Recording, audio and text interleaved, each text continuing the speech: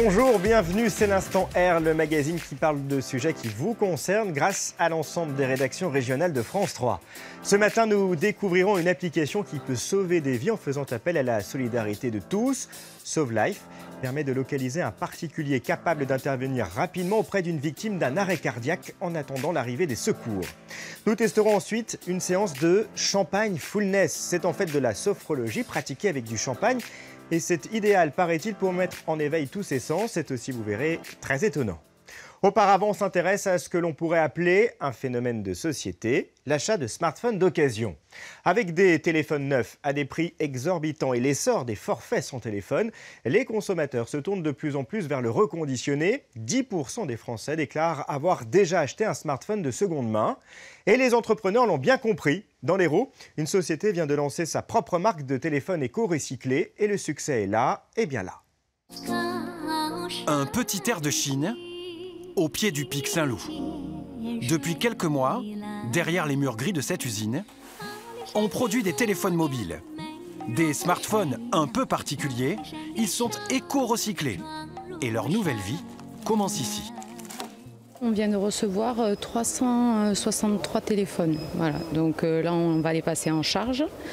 On va les identifier aussi. Et puis après, on va les passer ce qu'on appelle, nous, le banc, le DFU, où on va les brancher pour savoir s'il est bloqué opérateur, s'il est bloqué iCloud, s'il a des problèmes de batterie.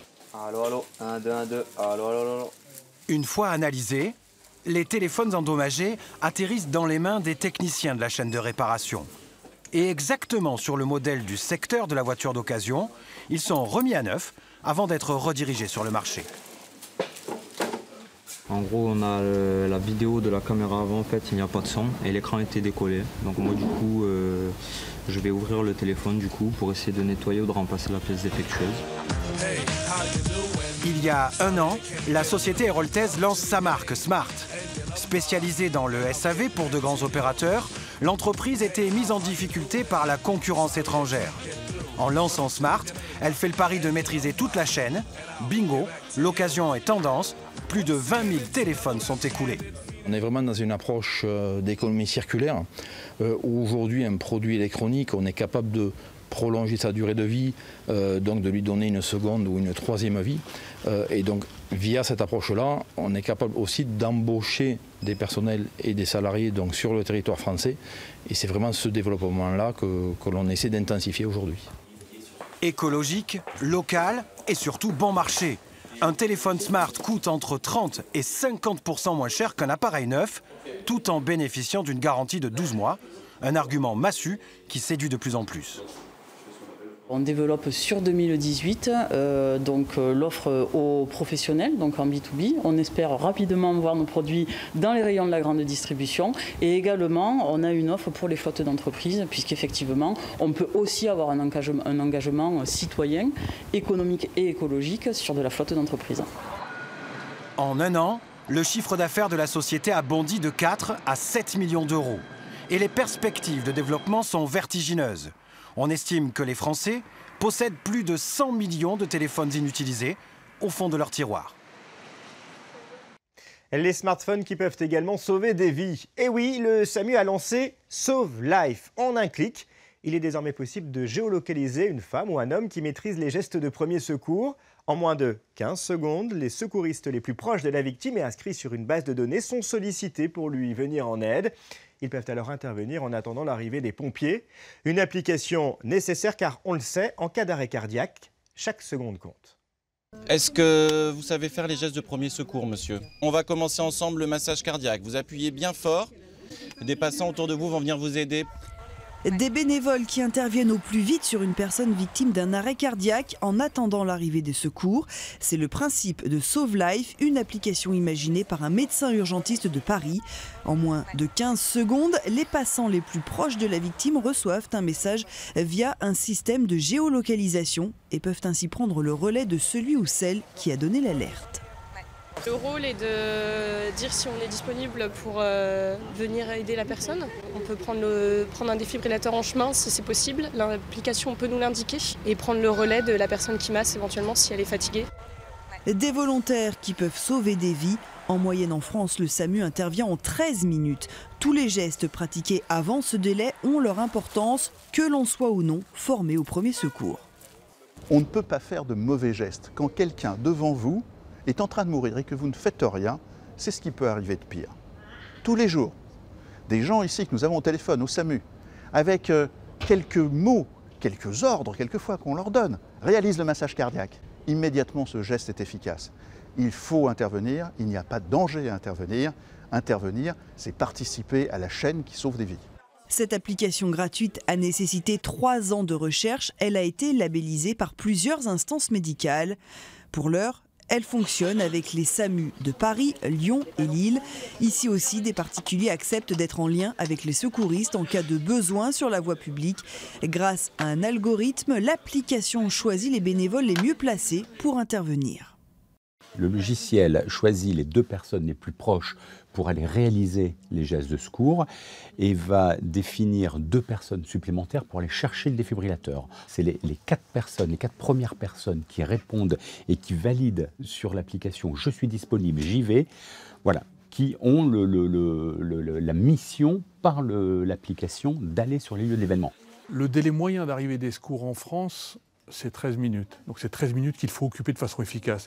Sachant que face à un arrêt cardiaque, la perte de chance est de 10% par minute. Chaque année en France, 50 000 personnes meurent d'un arrêt cardiaque. Grâce à la mobilisation citoyenne, ce chiffre pourrait baisser. En quelques semaines d'existence, l'application Sauve Life a déjà été téléchargée des milliers de fois. Elle devrait prochainement être déployée dans d'autres villes. L'application Sauve Life est actuellement testée, mais à terme, elle devrait être déployée dans une vingtaine de SAMU en France. L'instant Vivre Ensemble est ce matin consacré à la colocation intergénérationnelle. Alors elle ne cesse de séduire de nouveaux adeptes, des étudiants pour la plupart qui n'ont pas les moyens de louer un appartement. Ils partagent donc la maison d'un senior, les prix sont réduits et en échange, ils assurent quelques menus services et surtout une présence rassurante. Ils se tissent alors souvent des liens très forts comme avec Théo et Georges à Rennes. Sorti de Sciences Po sur les coups de 18 h, Théo est originaire du nord de la France. Pour ses études à Rennes, il n'a pas pris une chambre en ville, il n'en avait pas les moyens. Le soir, en fait, je loge pas sur Rennes, mais sur Béton, c'est environ 10 km et je fais le logement intergénérationnel, c'est-à-dire que j'habite chez une personne âgée. Qui s'appelle Georges Guédon, c'est un petit monsieur super gentil, de 81 ans, et c'est une chouette relation qu'on a ensemble. 20 minutes de bus, un peu de marche à pied, et nous voilà donc chez Monsieur Guédon. Ce soir, c'est un peu l'heure des retrouvailles. Théo vient de passer 15 jours en Inde. La journée fut bonne. Dans le cadre de son master d'urbanisme. Je vais aller poser mes affaires, et puis après, si vous voulez, on pourra discuter un petit peu. Je vous ai toujours pas raconté mon voyage. Je lui dis, mais tu es une étoile filante. Alors, ça le fait rire, et puis on prend quand même son temps pour dire quelques mots sur l'essentiel de la journée. C'était très important. Il y a quelques années, dans sa vaste maison, Monsieur Guédon s'est retrouvé tout seul. Ses enfants ne l'ont pas oublié, mais un jour, il s'est dit que louer une chambre à un étudiant qui ne roulait pas sur l'or serait une belle idée. Un peu de solidarité contre un peu de compagnie, un peu de lien social. Vous voulez un petit peu de pain avec ? Discuter avec Théo, c'est une façon pour moi de prendre conscience ou d'être informé de l'état d'esprit des jeunes. Il porte avec lui quand même toute l'image de la société. Alors ça, c'est intéressant parce que ça me permet de ne pas m'enfermer. C'est important. Je m'efforce de ne pas être un vieux grincheux qui dit « dans le temps, c'était comme ci, dans le temps, c'était comme ça ». C'est de la compta, il faut peut-être un petit... Ça me permet de prendre plus le temps, de me poser, enfin de réfléchir un peu, prendre du recul parfois sur les choses et justement profiter de l'expérience de M. Guédon. C'est une personne âgée qui a ses habitudes, qui sont celles qu'elles sont, et moi ça m'oblige aussi à adapter un petit peu mon rythme, et ça me fait du bien, ça me permet de redescendre en pression. Ici, on ne partage pas pour autant le bol de soupe tous les soirs. Théo a son indépendance, sa chambre, sa kitchenette, le loyer est moins élevé qu'en ville, comptez 200 €, et le calme, propice à la concentration, Monsieur Guédon ne fait pas de bruit. Tu peux pas faire la fête ici? Non, c'est la petite contrainte, on va dire, mais forcément, je vais pas ramener tous mes copains, faire la java chez M. Guédon, il a 89 ans, ça paraîtrait un peu compliqué. Par contre, si c'est organiser un petit repas, un midi ou quelque chose comme ça, inviter quelques amis, je pense qu'il serait très ouvert. Théo donne aussi un coup de main quand il faut, l'ordinateur, le poêle à bois, etc. Au final, chacun y trouve son compte. On est pas mal. Après une première année de cohabitation, ils ont re-signé pour une saison supplémentaire. Bonne soirée. Continuer à échanger, lutter contre l'isolement, voilà un défi pour les personnes âgées, on vient de le voir, mais aussi pour les sourds et les malentendants. Pour qu'ils ne se sentent pas coupés du monde, la langue des signes devient essentielle. En France, plus de 4 millions de personnes sont concernées par la surdité et peu de monde maîtrise les signes. C'est pourtant une langue à part entière, au même titre que le français ou l'anglais. Certains ont donc décidé de s'y mettre. Dans l'heure, une malentendante propose des cours chez elle pour toutes celles et ceux qui le veulent. Atteinte d'une maladie génétique, Nathalie perd peu à peu l'audition. Aujourd'hui, elle est sourde à 80%. Une chose est sûre, tant qu'elle pourra communiquer, elle mettra toute son énergie à faire découvrir la langue des signes. Elle a même créé son entreprise et propose toutes sortes de formations, du cours classique aux apéritifs signés, en passant par des ateliers d'initiation comme cet après-midi-là. Je connais quelqu'un qui, malheureusement, pourrait peut-être devenir malentendant dans ces prochaines années. Et ça me ferait vraiment plaisir de communiquer avec elle d'ici quelques temps. L'apprentissage passe par la dactylologie, l'alphabet en LSF, langue des signes française. Le D. F. Laisse-toi faire. J'ai la sang crispée, c'est un truc de dingue. Qu'est-ce qui vous semble le plus difficile pour l'instant? Les premières impressions? De retenir, puis de bouger les doigts. De retenir la façon dont il faut placer ses doigts. Et puis les articulations, les mettre en route. Mais après, on devrait y arriver. Ils ont peur du regard de l'autre, du jugement. On rigole, c'est sympa entre nous. Et malgré ça, il y a quand même le regard de l'autre qui gêne et qu'on n'ose pas. De peur de la moquerie de l'autre. Et c'est ce qui est dommage parce que ça met des barrières en fait. Exercice pratique, jeu.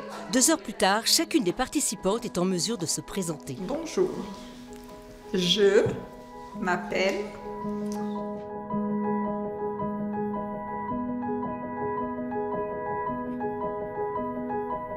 Bravo. Comme n'importe quelle langue, celle des signes, reconnue seulement depuis 2005, demande qu'on la pratique. C'est ce que font Lucille et Anne-Lise qui fréquentent ce bar rouennais où se déroulent une fois par mois des soirées signées.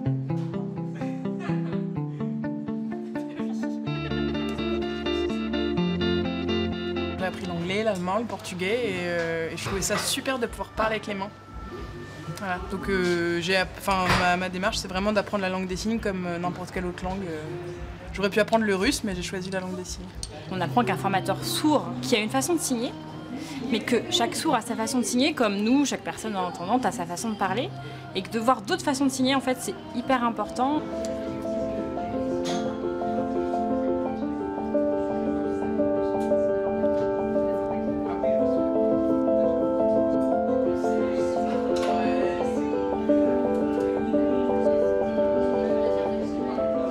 C'est des groupes, j'ai du mal à entendre. Et la communication est très difficile. Et donc c'est pour ça que la langue des signes est une autre partie où c'est plus facile à comprendre que c'est visuel. Parmi les cafetiers sollicités pour accueillir ces échanges entre sourds et entendants, seul Franck a répondu à l'appel. Il ne regrette pas l'expérience. Petit à petit, j'essaye de mettre à la langue signée, avec difficulté parce que c'est assez complexe quand même à appréhender. Mais du coup, le contact se fait bien. De l'avis de tous, il serait bien que de tels lieux se développent, en espérant juste que ce souhait ne tombe pas dans l'oreille d'un sourd. Vous regardez l'Instant R, merci d'être avec nous. Dans un instant, nous prendrons le large pour découvrir les îles de l'Érins, situées non loin de Cannes. Mais nous n'embarquerons pas dans un bateau navette, non, nous testerons la pirogue. L'instant portrait donnera la parole tout à l'heure à une styliste. Son credo, les robes confectionnées avec des capsules de bouchons de champagne. Le champagne qui peut, paraît-il, être un formidable outil pour éveiller tous nos sens. C'est le principe des séances de sophrologie dégustation de champagne, c'est très à la mode. Avant de boire sa coupe, on la regarde, on l'écoute, on se détend comme au château de Sassy dans la Marne. C'est l'instant bien-être.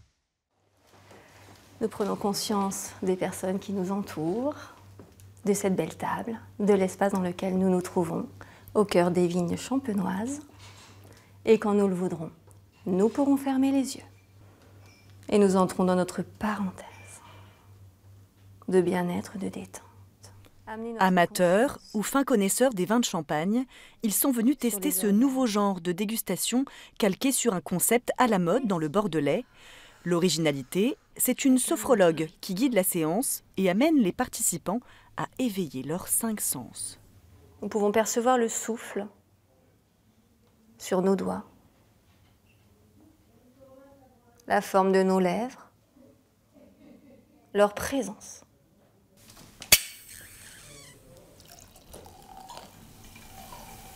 Nous allons apporter cette coupe tout près d'une oreille. Accueillir les sons. Pour beaucoup, c'est une révélation. C'est la première fois que j'écoute une coupe de champagne et c'est vrai qu'on ne le fait jamais et c'est vraiment des sensations nouvelles. Moi, ça me fait plutôt penser au bruit des vagues, effectivement, sur une plage, l'écume, une sensation quand même de douceur aussi. Nous mettons toute la force de notre intentionnalité. Expire, relâche, les mains se détendent. Durant 1 heure, en état de relaxation extrême, les participants vont déguster 3 cuvées différentes. Des cuvées issues des vignobles environnants, servies par le maître d'hôtel des lieux, présent pour les éclairer sur l'aspect et les qualités plus techniques du champagne. Au niveau de la vue, on est vraiment sur une couleur or brillant. On a l'impression que notre corps est plus chaud.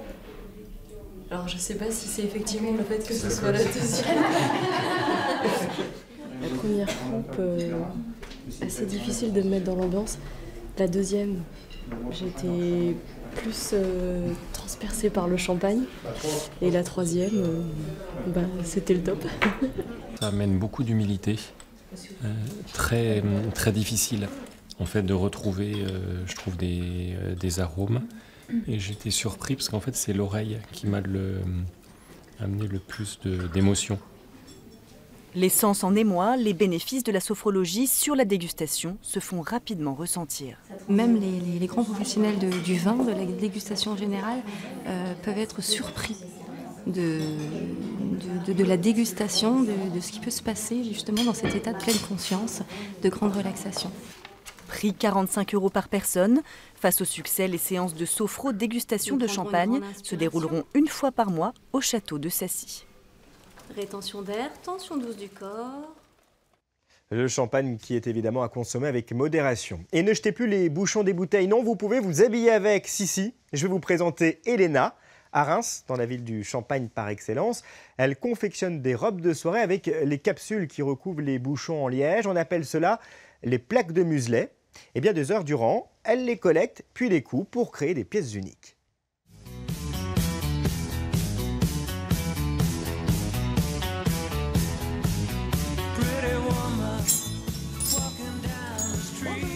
Bonjour.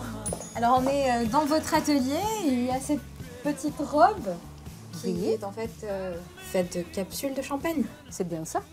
C'est une de mes créations qui est liée à ma thème autour de champagne et créée avec les capsules de champagne et avec un tout petit peu de coiffe pour décorer. Il y a beaucoup de collectionneurs de capsules de champagne, mais matière de champagne, on jette toujours. On jette les capsules, on jette les bouchons, on jette les muselets. Et moi, j'ai voulu donner nouvelle vie à toutes les matières qui, pour moi, c'est noble et qui méritent d'être vues différemment. Et j'ai voulu, à travers mon regard un tout petit peu éco-responsable, honorer notre région et mettre en valeur les choses qui sont liées à tous les viticulteurs de Champagne. À l'origine ingénieure textile, Elena Villette expérimente souvent avec les matériaux. L'inspiration, elle la trouve dans son quotidien, dans la nature aussi. Et une fois l'idée trouvée, elle réfléchit à la façon de la concrétiser. Les matières sont différentes et ne se travaillent pas de la même manière. Si je travaille avec les capsules, je veux montrer plutôt beauté de capsules. Si je travaille avec les muselets, j'ai besoin d'utiliser la possibilité de travailler dans 3D et créer vraiment volume avec le métal. Chaque matière, elle mérite quelque chose de différent, technique exceptionnelle et forme différente.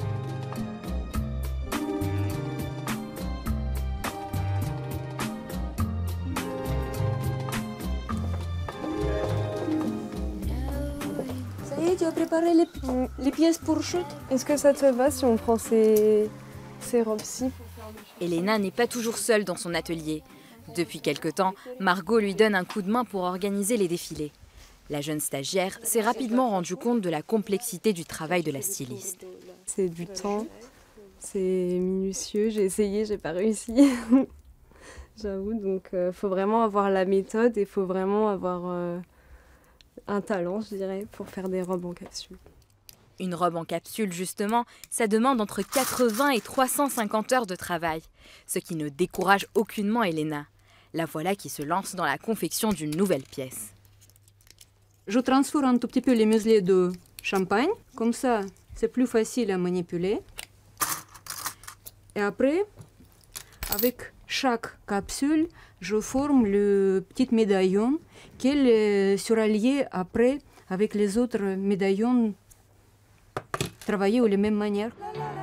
Afin de continuer son ouvrage, la créatrice a besoin de refaire le plein de sa matière première. Et pour cela, c'est chez une amie qu'elle va. Caroline est placo-musophile et elle partage les doublons de sa collection avec plaisir. Je trouve ça très original parce que avoir l'idée de faire une robe, franchement, me serait pas venue. De retour à l'atelier, c'est séance essayage. Elle est beaucoup plus raffinée et beaucoup plus aérée. Chaque robe est faite sur mesure. Le modèle pour celle-ci, c'est Margot. Et les bandeaux de capsule, elle les trouve plutôt confortables. C'est pas trop lourd, donc ça va, c'est facile à porter.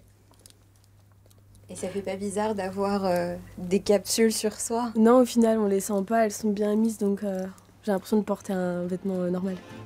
Un vêtement normal qui peut tout de même peser jusqu'à 18 kilos.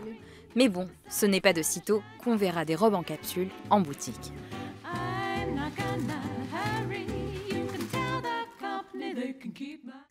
Trop con ces robes contre un paréo pour partir à la découverte de la Polynésie. Non, pardon, des îles de l'Érins, des îles situées près de Cannes. Un couple tombé amoureux de ces sites naturels, il faut le dire, absolument sublimes, a eu l'idée d'organiser des visites en pirogue. Et vous allez le voir, la couleur de l'eau n'a rien à envier à Moorea ou à Bora Bora. Bon, il manque juste peut-être la chaleur. C'est l'instant découverte. C'est l'un des joyaux de la Côte d'Azur. Les îles de l'Érins, un archipel de calme et de douceur, à moins de 5 km de Cannes. De Sainte-Marguerite à Saint-Honorat, dépaysement garanti.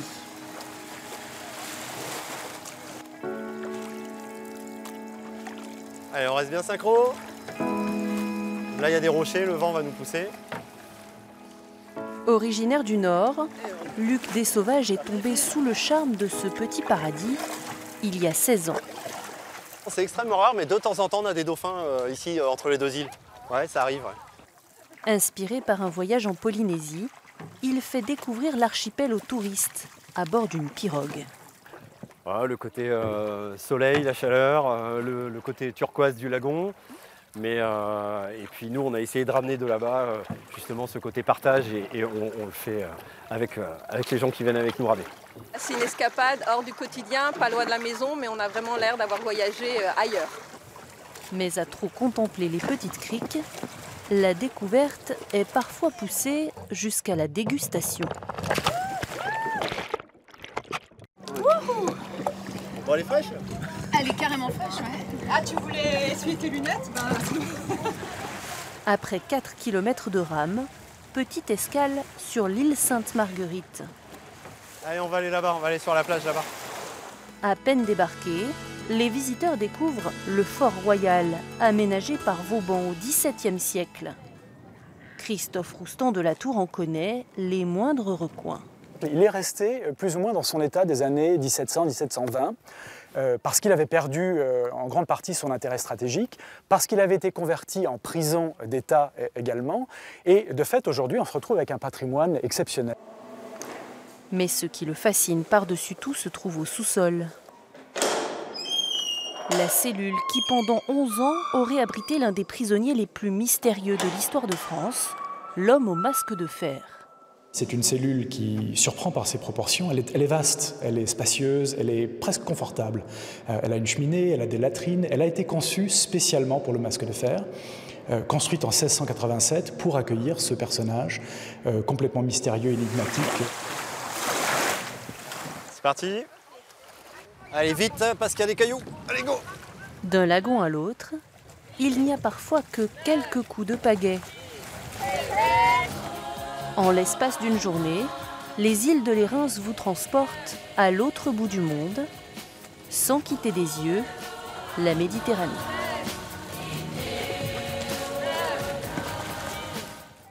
Et si vous êtes tenté par les balades en pirogue, rendez-vous sur ce blog. Prochain embarquement pour traverser le pays à la recherche de sujets qui vous concernent, demain à 10h50. Où ça? Sur France 3, bien sûr.